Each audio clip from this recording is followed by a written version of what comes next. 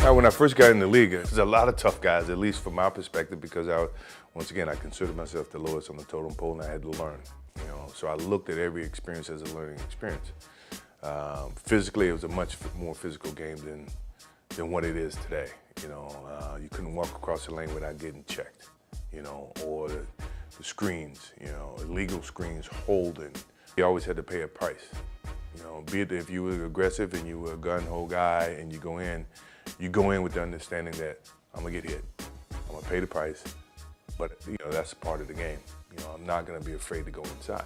Those are types of things that these kids don't even have a clue of how we had to grow up or how we had to play.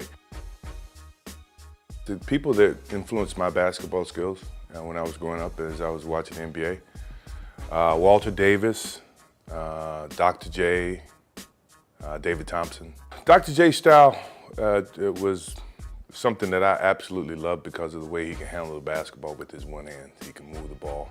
I had big hands.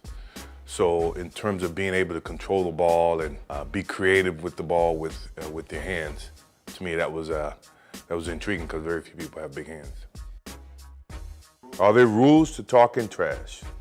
I only talk trash to people that I knew, my friends, Patrick Ewing, Bird, Magic, those type of guys. But I never talk trash to people that I didn't know or people I'm just meeting.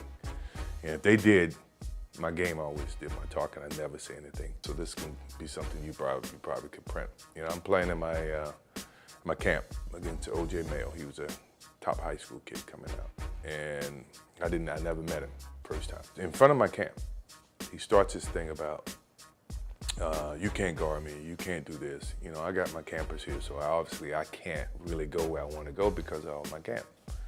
So I stop the camp, send the kids to bed. We go back to playing. And he starts his whole thing, that you can't guard me, you can't do this. And then finally I said, look, dude, you may be the best high school player, but I'm the best player in the world. So from this point on, it's a lesson. And from that point on, it was a lesson. He never won a game. I posted him up. I did everything. If I can ever show you that film, and if you can ever ask him that, ask him about the thing that happened at my camp. I don't consider that trash. I consider that fact. You call it trash. You got to be very competitive. I think a lot of my defense is because of my competitive nature, is that I don't want you to outscore me, or I don't want you to score a certain number of points on me. Gary Payton and I had an interesting competitive, he's supposed to be the glove. And the media made a little bit of a splash, and then the next thing you know, we're playing against him in 95-96 for the playoffs. And the whole thing was Jordan against the glove. I mean, he was good at defending, me to get the ball, but once I got the ball, I felt like I always had the advantage, so, it wasn't really a problem to me. He's a Hall of Famer now. I think he's very deserving of it, but we did have our battles. If I was in my prime, who would I want to play one-on-one with? That list is very long. Start off with Jerry West, Elgin Baylor, Kobe Bryant in his prime, LeBron in his prime, D. Wade in his prime, Melo. That's a good start. Yeah. I don't think I lose.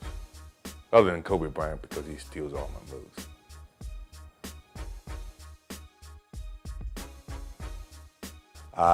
No. I'm not a Twitterer, I'm not a twerker, I'm not a Facebooker. I am a nothing. I'm old school. What is twerking, by the way?